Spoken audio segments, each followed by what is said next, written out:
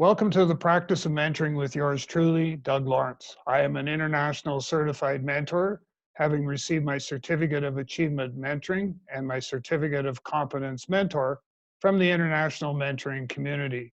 And I'm currently a candidate for the Certificate of Competence Journey Mentor.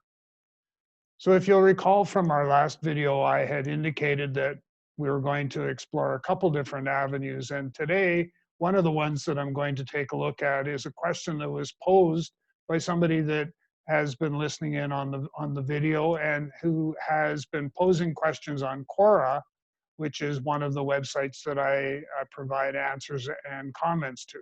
So the question we have for today is, when you're working with an entrepreneur, what is your first primary, whichever term you prefer to use, which is your primary area of focus? Now, this is a really good question, and I get asked this one a lot. And what it does is it actually boils down to what is the definition of mentoring. And for most of you, you'll recall, if you've talked with me before, that mentoring is a two-way trusted relationship where both the mentor and the mentee learn and grow together on a personal and professional basis. So I want to just take that for just a minute and take a look at the aspect of personal versus professional. I typically start my mentoring engagement, my mentoring relationship with someone that I'm going to be working with, and I like to focus on the personal side. So in the particular case of this question, working with an entrepreneur, what is my primary area of focus, or what's one of the things that I'm going to take a look at right away? And that's going to be the personal side, their personal growth. And let me give you a story or an example of what that's like. So I met with an individual who um, wanted to start their own business, and were looking at growing a business, and met with me for the very first time. And the idea, I think, was initially to provide business mentoring, so helping them set up the business and all of those things. But what we ended up doing was I asked a couple of questions right at the very beginning, and we were talking about marketing. And one of the statements that was provided to me in response to my question was, "Well, I don't think that I can do that because I don't believe in myself. There's nobody's going to want to come to me for the services that I offer."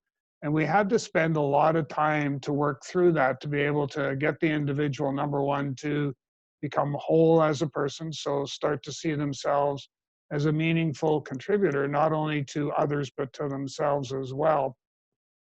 But just as importantly was that they had something to offer, and that thing that they had, or that service that they had to offer, was going to be relatively easy to market and to be able to get the client base that they needed in order to be successful.